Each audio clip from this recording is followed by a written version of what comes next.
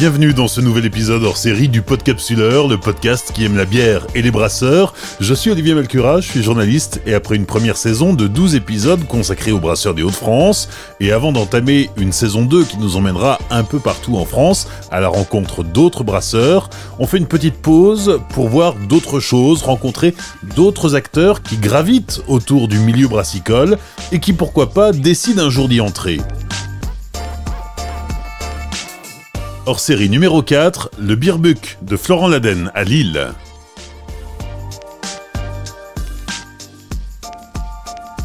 Ouvert depuis mars 2019, le Beerbuck est un nouveau lieu insolite de Lille, un estaminet moderne où le tenancier n'est autre que Florent Laden. Florent Laden, c'est le vainqueur de Top Chef en 2013, c'est l'auberge du Vermont dans les Flandres, une étoile au Michelin, c'est aussi le Blumpot, la cantine flamande du Vieux-Lille, où l'équipe fait un carton midi et soir depuis 5 ans. Entouré d'un staff d'une quarantaine de personnes, tous plus jeunes et dynamiques les uns que les autres, Florent Laden ouvre donc le Beerbuck. Le nouvel établissement se trouve à un jet de pierre à peine du Blumpot, au 19 rue Royale à Lille. C'est ça, on a 250 mètres je pense du Blumpot. Le Beerbuck en fait c'est du flamand, ça veut dire ventre à bière. Un ventre à bière c'est le ventre, hein. Moi je me souviens quand j'étais petit, mes grands-parents mettaient leurs mains sur mon ventre et me disaient c'est quoi ça? Je disais ça c'est mon Beerbuck et je le fais pareil avec mon fils et il a la même réponse que moi, quoi. Vraiment quand on est de notre coin, un Beerbuck ça parle à tout le monde. L'idée est de faire un brewpub dans l'île, un brewpub urbain. On va cuisiner au feu de bois, à la friteuse évidemment. On va servir nos bières et aussi servir les bières des copains. Le tout pour des prix très raisonnables. Il faut savoir brasser. Aujourd'hui, on n'est pas brasseur, on est accompagné. On est brasseur sur des 50 litres, on sait s'amuser sur des 50 litres. Sur du matériel comme ça, on n'a pas cette prétention encore d'être brasseur parce que c'est un métier. Mais en même temps, je me vois toujours pas comme un vrai chef cuisinier. Donc après 16 ans d'expérience. Donc je sais pas si un jour je me verrai comme un brasseur. Mais on est accompagné, on a la chance d'être accompagné par Olivier et Mathieu de la brasserie du Pays Flamand, les copains voisins. Et on va se faire aussi ponctuellement suivre par d'autres brasseurs pour des collabs. Le projet à la base, c'est d'ouvrir un établissement qui soit avec une cuisine un petit peu plus simple et c'est moins étoilé. On ne sera pas sur de la restauration gastronomique. On aura la même exigence, on aura la même envie de faire plaisir à nos clients. On voit un client qui vient pour dépenser 10 € comme un client qui vient pour en dépenser 100 parce qu'un client reste un client. Mais c'est sûr qu'on sera moins sur la technique, on ne va pas s'amuser à faire des rouleaux de rutabaga pour les déshydrater, les réhydrater dans un jus de Saint-Jacques, dans des choses comme ça. Non, là-bas on est sur des cuissons de pièces entières, que ce soit légumes ou viande ou poisson ou coquillages ou crustacés, je sais pas. Mais on est sur des cuissons entières au feu de bois. On va servir ça sur des planches, sur des plateaux, sur des choses. Les gens pourront manger avec les mains, il y aura des portions de frites. L'idée c'est de montrer qu'il est possible de faire une cuisine de qualité en n'utilisant que des produits locaux, énormément de bio, en utilisant des produits sains et de les vendre pas cher. Parce que c'est une excuse que j'ai plus envie d'entendre quand les industriels nous disent ah bah oui on t'empoisonne mais on en a toujours pour notre argent, quoi. C'est pas vrai. On peut bien manger pour pas cher, on peut manger du local et du bio pour pas cher. C'est sur les produits locaux que tu as construit ta réputation? C'est sur les produits locaux que j'ai construit ma cuisine. Après, la réputation est venue par notre travail. Mais moi, je suis un mec d'ici, je suis un mec de cette région, je suis amoureux de la Flandre, je suis enraciné et je ne me voyais pas cuisiner d'autres produits que ceci, quoi. Donc chez Florent Laden, on ne mange toujours pas de dessert au chocolat? On ne mange toujours pas de dessert au chocolat, on n'en mangera pas. Alors il faut jamais dire jamais, mais quand on a mis le doigt dans cet engrenage de cohérence, dans ce cercle vertueux de consommation, je vois difficilement comment on peut revenir en arrière. Alors c'est sûr que c'est parti de ma volonté personnelle et que j'ai réussi à contaminer un peu tous mes collaborateurs et puis les équipes. Et c'est bien parce qu'aujourd'hui je vois que les mecs qui ont bossé chez moi et qui ouvrent leur endroit le font aussi dans divers coins de France ou même dans l'île. Et c'est bien. Je pense qu'une fois qu'on a commencé à faire ça, c'est difficile de revenir en arrière. Quand on commence à se poser les questions sur la consommation qu'on a et sur l'impact que ça a sur la planète et sur l'impact écologique, économique et social, je pense qu'après, c'est difficile de prendre des raccourcis ou de fermer les yeux sur ces produits-là. Et c'est dans ce même état d'esprit que tu abordes ta façon de faire la bière. Je me dis que si on arrive à faire des menus 12 services à l'auberge ou au Bloom Pot en utilisant que des produits locaux, on peut réussir à faire une bière en utilisant que des produits locaux. Moi j'ai la chance d'avoir des houblonniers dans ma famille, donc c'est la famille un peu éloignée, mais c'est la Flandre quoi. Sont tous cousins? Non, c'est mes petits cousins, c'est mes vrais petits cousins. En fait, la famille Pruvot, donc Yvon et Paul, sont houblonniers sur le mont Coquerel. C'est le même mont que sur l'auberge. C'est pas le même village. Eux, ils sont sur le versant de Berthen. Mais voilà, j'ai de la chance d'avoir des gars qui font du houblon près de chez moi. J'ai toujours vu leur houblonnière. Yvon a créé en 1982, de mémoire, la société protectrice du houblon, avec mon père à l'auberge du Vermont et d'autres copains à eux. Et j'ai toujours trouvé normal et magnifique d'aller me balader dans les houblonnières. Je n'ai rien contre les houblons américains, je n'ai rien contre les Américains, mais je ne vois pas pourquoi je dépenserais mon argent chez des Américains ou des Néo-Zélandais pour acheter du houblon alors que j'ai un houblon chez moi. Alors oui, leur houblon est certainement moins aromatique, moins exotique, mais aujourd'hui on peut faire des bières en utilisant que des produits locaux et faire des bières vachement funky ou des bières qui ont un goût d'ananas si on utilise par exemple de la camomille qu'on va trouver en sauvage. Je sais le faire dans la cuisine, je vois pas pourquoi ce serait pas possible de le faire dans la bière, et on s'est rendu compte maintenant qu'avec les diverses expériences qu'on a eues déjà au niveau des brassins, même si on est novice et qu'on veut vraiment aborder ce métier avec beaucoup d'humilité, on s'est rendu compte qu'il est possible de donner des notes très exotiques à des bières en n'utilisant que des produits cultivés ou cueillis à moins de 20 km à la ronde. Tu brassais déjà à l'auberge du Vermont. On entend souvent les brasseurs dire que brasser de la bière, c'est de la cuisine. Brasser de la bière, c'est de la cuisine. On fait un bouillon, on fait une soupe. La grosse différence entre brasser et la cuisine, c'est la façon dont on va appréhender l'espace-temps. Parce que moi, quand je fais une sauce, entre le moment où je la fais et le moment où je peux la goûter, où elle est prête, il s'écoule quelques minutes. Là, on parle de quelques semaines. Pour moi, la fermentation, c'est pas l'inconnu. J'ai toujours fermenté beaucoup de produits en cuisine parce que le fait de ne travailler que des produits locaux fait que tu es obligé d'anticiper l'hiver. Anticiper l'hiver, ça veut dire quand tu as profusion de produits, en été, en automne surtout, c'est là que tu penses à les préparer pour passer l'hiver, parce qu'en hiver, il n'y a plus rien qui pousse. Donc, on a toujours fait énormément de fermentation en cuisine. On s'est mis à faire du pain il y a 3 ans maintenant. On fait un pain au levain en n'utilisant que des produits locaux. Pareil, on me disait que c'était pas possible de faire un pain en n'utilisant que des farines bio locales parce qu'elles étaient trop lourdes. Elles n'étaient pas assez fines. Et au final, on arrive à le faire. Et ça marche. Et il est bon. Au niveau des bières, je pense que ce sera pareil. On n'a pas de prétention, pas d'autre prétention de montrer que c'est possible en fait. J'ai eu cette idée de commencer à brasser nos bières, pas pour faire de la concurrence aux copains, à qui on va continuer à acheter des bières et on va en acheter plus, vu qu'il y a un 3e établissement, dont un bar à bière, donc normalement on devrait acheter plus de bières. Mais juste parce que dans un souci de cohérence, j'avais du mal à trouver des bières qui étaient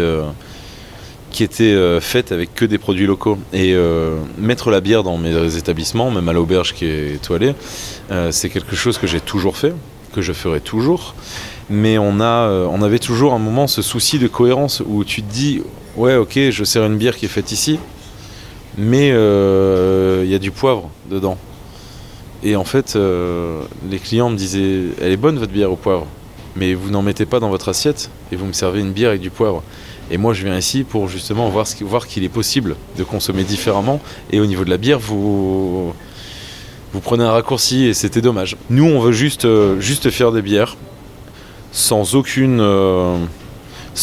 grande prétention. On aborde ce métier avec beaucoup d'humilité, comme on le fait toujours dans n'importe quel des métiers qu'on essaie de toucher.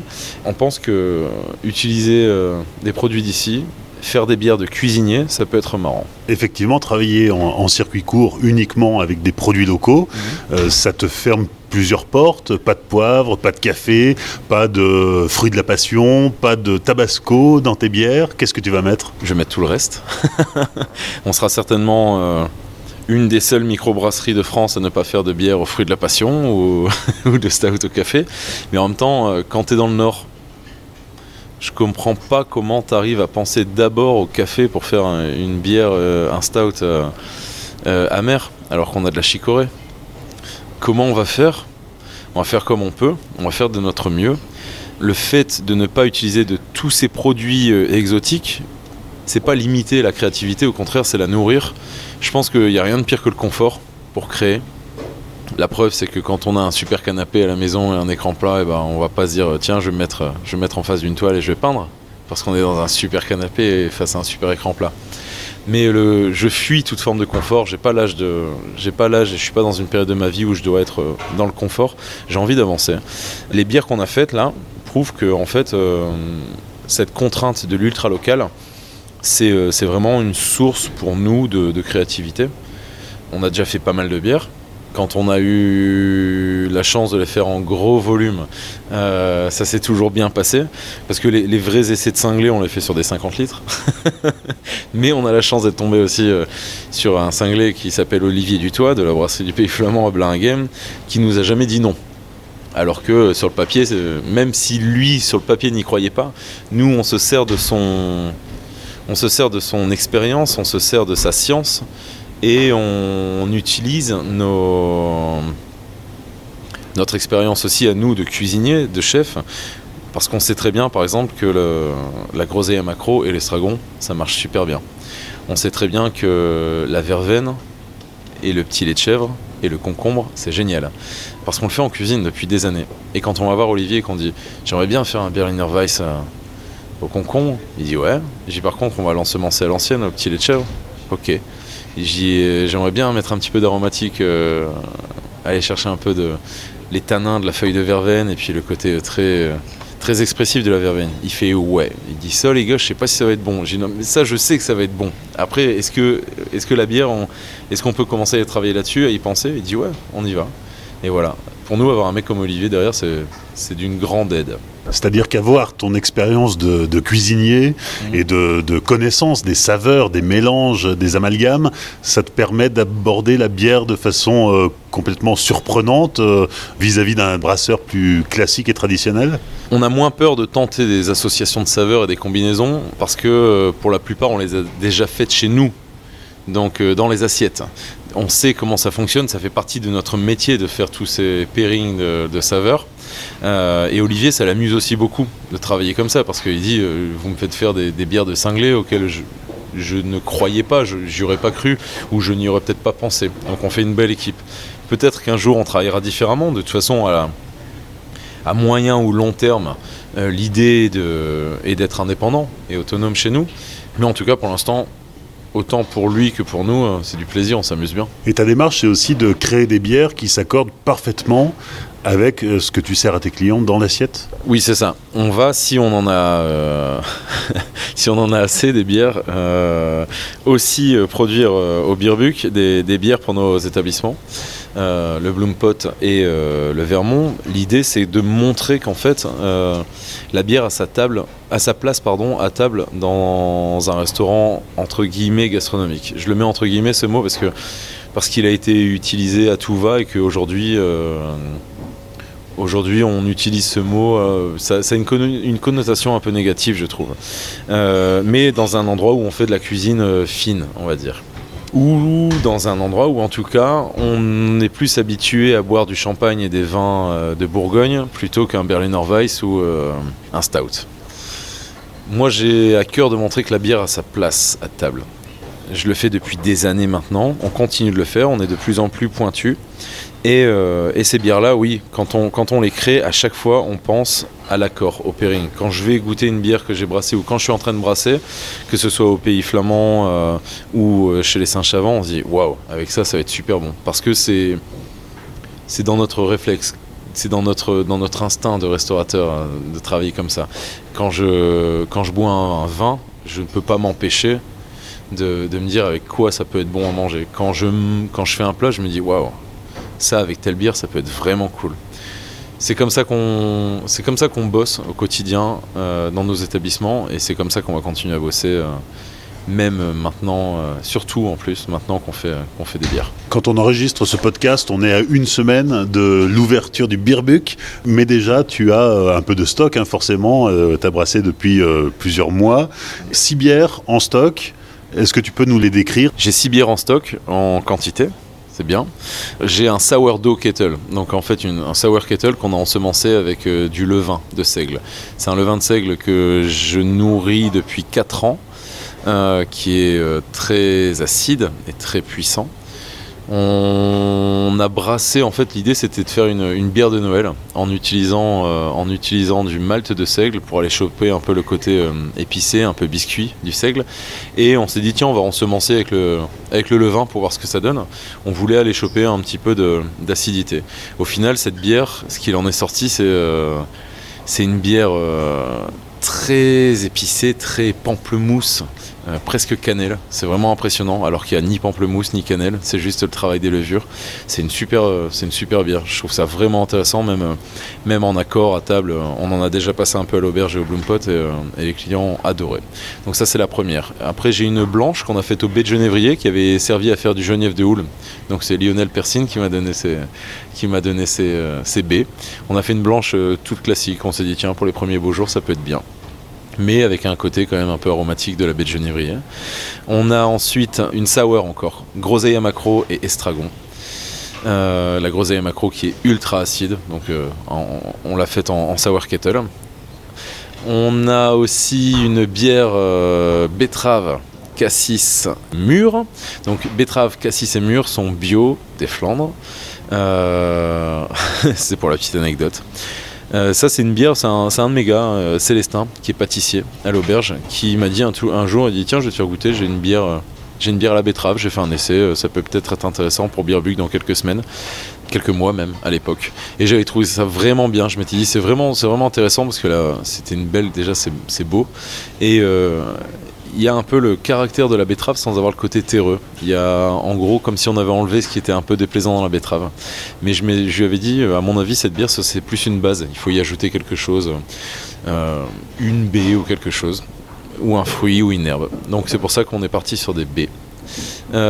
J'ai aussi une bière aux pots de pommes de terre torréfiées et au romarin. La peau de pomme de terre torréfiée, ouais, ça donne quoi ça? C'est la peau de pomme de terre torréfiée, c'est un produit qu'on travaille généralement nous ici dans les glaces beaucoup. Il y a Pierre du Singe-Chavant qui est venu, je lui ai fait goûter cette glace parce que je lui ai dit j'aimerais bien faire une bière à la peau de pomme de terre, dis-moi ce que t'en penses. Et je lui ai fait goûter cette glace, il dit ah bah ouais, c'est bon, on y va. Donc on a fait ça a été un boulot de cinglé de rôtir et de torréfier les peaux de pomme de terre. Mais le résultat en vaut la chandelle, c'est vraiment bien avec le romarin. Justement, quand on a bu cette bière, quand on l'a goûté, on s'est dit wow, mais là ça appelle juste le poulet rôti quoi.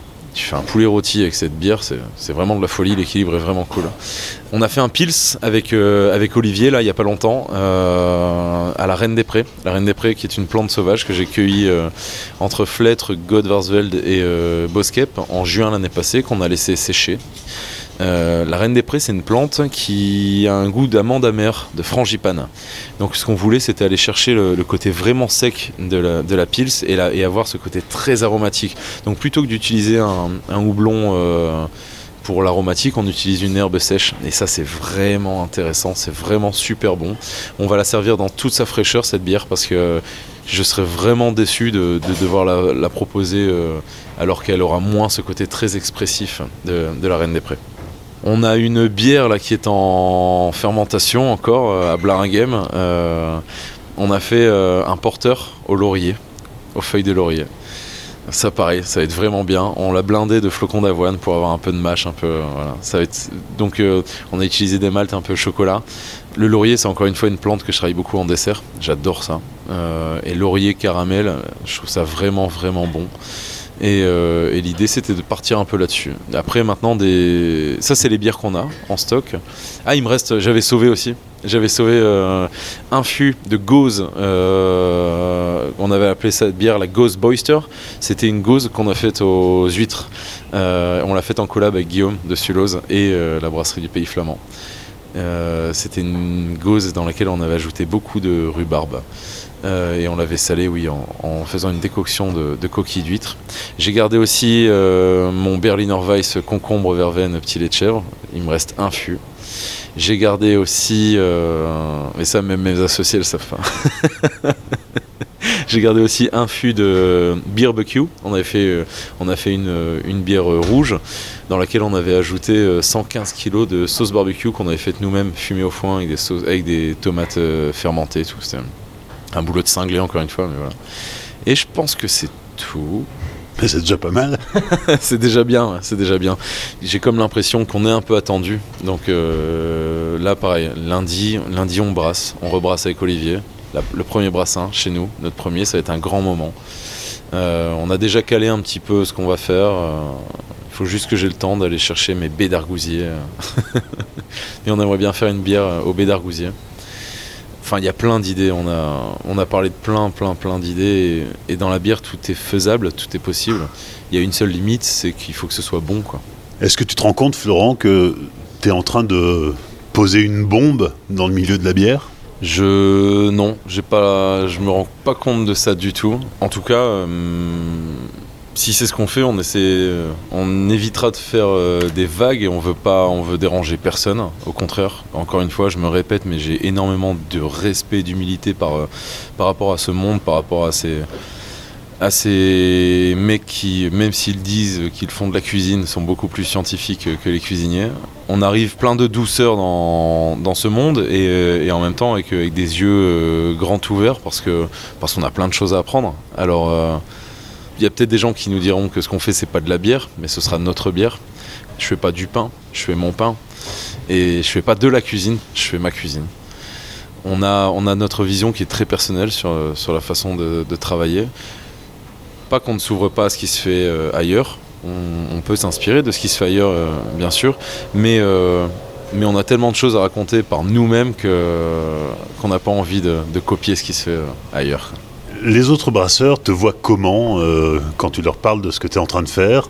Je sais que tu es très proche de Daniel Thirier. D'ailleurs, tu ne veux pas faire une bière blonde classique pour ne pas te mettre en concurrence avec le maître, puisque c'est comme ça que tu le présentes, hein, avec sa blonde d'Esquelbec. Comment c'est perçu tout ça ? Je sais pas, c'est à eux qu'il faudrait demander comment ils nous perçoivent. Je pense qu'on a de la chance d'être entouré par des gens très bienveillants. On connaît bien les brasseurs parce qu'on a fait beaucoup de soirées bières dans les deux restaurants. Là, on les a mis en stand-by un petit peu ces quelques derniers mois parce qu'on a été très pris avec l'ouverture du troisième. Mais quand on fait une soirée bière, on invite un brasseur et puis on fait un accord sur toutes ces bières. Enfin, sur toutes. Sur 7-8 de ces bières, on fait un accord. Donc on travaille qu'avec ces bières. Donc on connaît très bien ces gens-là. J'ai des superbes relations avec Daniel, avec Jean Van Roy, avec Jérôme de BFM, enfin avec tous ces gens-là. On va reprendre les soirées bières, on veut revoir ces gens-là, on veut voir d'autres personnes aussi, on veut faire des collabs. Je pense que la façon dont ils nous voient, à mon avis, Olivier n'est pas différent des autres brasseurs. Olivier de la brasserie Pays Flamand ou Pierre des Saint-Chavant, c'est que les mecs nous voient en tant que cuisiniers, ils ont raison, c'est ce qu'on est. Et quand on leur parle d'accord, enfin quand j'ai parlé à Pierre au téléphone d'une bière au pot de pommes de terre, il dit non mais attends, c'est quoi ce truc, t'es sûr? J'ai dit non mais viens goûter, j'ai une glace là, viens goûter. Et quand tu goûtes cette glace là, t'as l'impression de manger un Snickers mais en bon. Un Snickers sans produits chimiques dedans, quoi. Un côté presque noix de cajou caramélisée, quoi. C'est vraiment intéressant. Et au final les gars sont surpris moi je suis surpris de voir leur expérience, leur approche scientifique, et eux sont surpris de voir qu'au final ouais, on peut faire quelque chose avec de la peau de pomme de terre, ou ouais, on peut faire quelque chose avec la reine des prés, d'une plante qu'ils connaissent même pas, ou dont ils ont entendu parler, mais qu'ils ne cueillent pas ou qu'ils n'auraient pas pensé à mettre dans les bières. Comme tous les brasseurs, tu vas produire des drèches. T'as prévu d'en faire quelque chose ? Oui, on a prévu de faire quelque chose des drèches, parce que avant d'être brasseur, avant d'être cuisinier, je suis flamand, et que jeter quelque chose, ça me fait toujours très très très mal au cœur. On est un peu les Auvergnats du Nord, tu sais.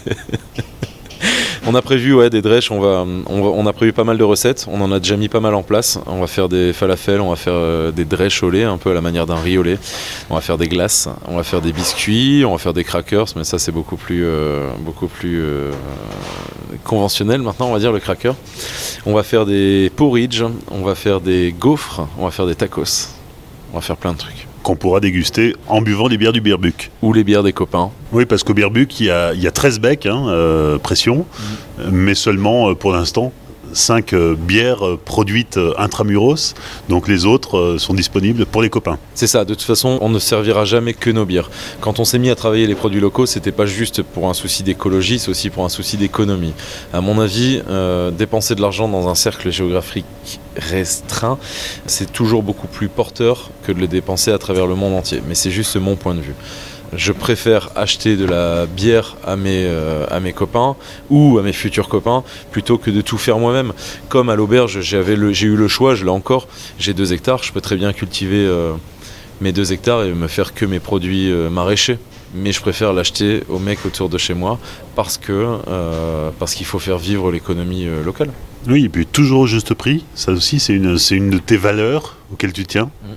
Toujours au juste prix. Je négocie jamais les prix des légumes, de mes maraîchers, des viandes, etc.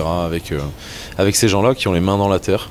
Pareil, nous, nos bières, on a choisi, et c'est volontairement comme ça, on a choisi de les vendre pas cher. Alors il faut qu'on termine vraiment les derniers calculs, mais on veut ne pas les vendre trop cher. Je comprends que certaines bières se vendent plus cher que d'autres. Aujourd'hui, parfois, quand on regarde les prix, quand on voit les tarifs, on se dit non mais les mecs, on va se détendre un peu, quoi. C'est que de l'eau. Alors oui, il y a un savoir-faire, oui, il y a des investissements. Je connais le prix des investissements. Oui, il faut vivre, mais tout de même, quoi, quand on compare les prix qui sont pratiqués par, je me répète, mais un maître de la bière comme Daniel Thirier avec d'autres brasseries, on se demande, voilà, soit Daniel est trop altruiste, trop humble, trop je sais pas quoi, pourtant il est flamand, soit il y a une partie du monde de la bière qui est en train de s'enflammer sur les prix, quoi. C'est quand on commence à avoir des bières qui sont aussi chères que du vin nature, alors qu'un vigneron ne fera son vin que tous les ans si la météo, et ces temps-ci c'est pas ça, ces dernières années ça a été très difficile, si la météo le permet, voilà, une bière si elle est loupée c'est pas très grave, tu te reprends un mois et demi après. Voilà, c'est bien, je comprends, la bière a le vent en poupe, etc. Il faut pas oublier que pourquoi la bière a eu le vent en poupe, c'est parce que c'était plus cool que le vin, moins sacré. C'est bien que la bière devienne beaucoup plus pointue. Par contre, il faut pas qu'on devienne le nouveau champagne. Enfin, voilà, faut pas trop s'embourgeoiser, pas trop rapidement en tout cas. En 2 mots, des installations du Beerbuck ? 2 x 5 hectos, on a 10 hectos 4 x 10 hectos en fermentation. On a bossé avec Coenco, de l'autre côté de la frontière, le mauvais côté du Mont Noir, la Belgique. Et voilà, on est très content de l'installation. On est allé la voir chez Amaury, les bières de Célestin. On est allé la voir aussi dans un autre brewpub et on a eu que des bons retours de ça. Nous, il nous fallait quelque chose où il ne faut pas commencer à bricoler. J'ai pas l'âme d'un bricoleur, je suis pas un des gars des Saint-Chavant et j'ai pas le temps de me mettre à bricoler la brasserie. Donc c'était un investissement, mais en même temps, il faut que ça marche bien et tout de suite et tout le temps. Parce qu'on va tirer dessus, donc je suis très content pour l'instant de ce qu'on a.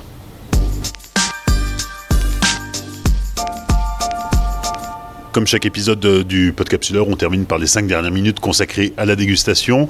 Alors évidemment, on ne peut pas encore goûter ce que tu as brassé, Florent, parce que c'est dans les fûts et c'est dans les starting blocks pour l'inauguration du Beerbuck. Mais par contre, alors tu as beaucoup travaillé avec la brasserie du Pays Flamand, on l'a dit, mais aussi avec la brasserie du Singe Savant. Et ce que nous tenons dans la main, c'est brassé au Singe Savant. C'est ça, c'est brassé au Singe Savant, c'est à Lille, brasserie urbaine. Les mecs, c'est les rois de la bricole. Ce sont des grands brasseurs, à mon avis. J'aime beaucoup ce qu'ils font. Quand je suis à Lille, le mercredi, toute la journée, et le jeudi, je me bois toujours une bière des Singe Savant. Et depuis quelques mois maintenant, on a eu la chance de faire une soirée bière aussi avec eux, de les accueillir. Je trouve que eux, pour le coup, ont vachement bien dépoussiérer le monde de la microbrasserie aussi dans le coin et font bien bouger les lignes. Je trouve ça vachement intéressant ce qu'ils font. Là, c'est Arctic Papayou, c'est une bière qu'on sert en ce moment au Bloom Pot et c'est le genre de bière moi qui me plaît beaucoup parce qu'on retrouve leurs pattes. La première bière que j'avais bu de chez eux, c'était la Taz à la bouteille. J'avais trouvé ça vraiment intéressant. Les mecs ont une vraie patte, ont une vraie signature, comme quand tu mets le nez dans une bière de la brasserie de la Seine par exemple, tu reconnais, tu sais Avant même de voir ce que c'est, tu reconnais. Daniel, c'est pareil. Et eux, je trouve que c'est pareil aussi. C'est la marque des grands brasseurs. Comme beaucoup, on a de la chance d'être entouré de grands brasseurs ici. Donc là, Arctic Papayou. Pourquoi tu l'as choisi pour la mettre en pression au Bloom Pot ? Quand tu travailles avec les Saint-Chavant, tu choisis pas vraiment. C'est eux qui choisissent ce qu'ils veulent bien te vendre. Il n'y a pas de Florent Ladenne, de Bloom Pot et tout, ils en ont rien à foutre, les gars. C'est les mecs nous appellent, ouais, c'est bon, j'ai ça en ce moment, ça t'intéresse ? Oui, ça m'intéresse, je prends. Voilà. Alors pourquoi as-tu été sélectionné ? Quand j'ai goûté cette bière Arctic Papayou, qui pour moi est une bière très fraîche, vraiment désaltérante, avec une belle acidité, un côté citronné, presque vert, mais vert de chlorophylle, on a créé une entrée qui irait bien avec cette bière. Parce que l'idée n'est pas toujours de faire un plat et de goûter et de choisir une boisson qui va avec. Nous, on peut travailler aussi de l'autre côté, quand on a une bière qui nous inspire. Et là, pour le coup, on a été inspiré par cette bière. Donc on a fait une entrée à base de concombres qu'on a mis à fermenter à l'été passé. On a fait des concombres à la russe, en fait. C'est une fermentation, un peu comme ce qu'on pourrait trouver sur du cornichon. On a fait ça avec du haddock du coin. Donc concombre, haddock. On a la première capucine pour venir chercher un peu le côté poivré qui réveille. On a fait de la poire de terre avec ça. Poire de terre, c'est un tubercule qu'on a cuit, confit entier au feu de bois. Et c'est servi avec du réfort. On râpe juste du réfort. C'est un plat d'inspiration très russe, parce que eux, c'est les rois de la fermentation pour le coup. Et je trouvais que... je viens de me rendre compte maintenant en fait que Arctic Papayou, un plat aux inspirations russes, voilà, c'est presque fait pour se rencontrer. Mais je trouve que ce plat met en valeur la bière, sert la bière et qu'elle lui rend bien. Merci Florent, les clients arrivent, il est 19h, le service va commencer au Bloom Pot. Merci de nous avoir reçus et puis tu vas enfiler ton tablier ? Oui, je vais manger un petit morceau, enfiler mon tablier. Merci d'être venu. Alors là, c'était au Bloom Pot. La prochaine fois, on le fera un peu plus profondément au Birbuck, parce que là, on a survolé. J'ai hâte de t'y accueillir, de vous y accueillir. J'espère qu'on va bien s'amuser. Manger avec les doigts et boire des bières à la pinte.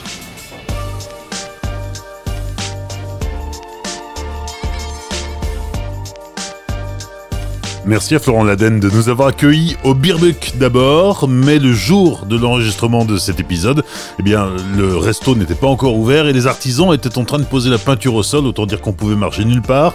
Du coup, nous nous sommes réfugiés au Bloom Pot. Alors depuis, j'y suis retourné, d'abord pour goûter, je parle pas flamand, mais on doit dire un truc comme Romarinstraat. C'est une collab Birbuck singe savant, c'est une ale à 6 degrés, à l'épluchure de pommes de terre rôties et au romarin. Je vous en dis pas plus, vous irez découvrir par vous-même. En tout cas, je suis retourné au Birbuck pour faire quelques photos que vous pourrez découvrir sur les réseaux sociaux du Podcapsuleur, Facebook, Instagram et Twitter.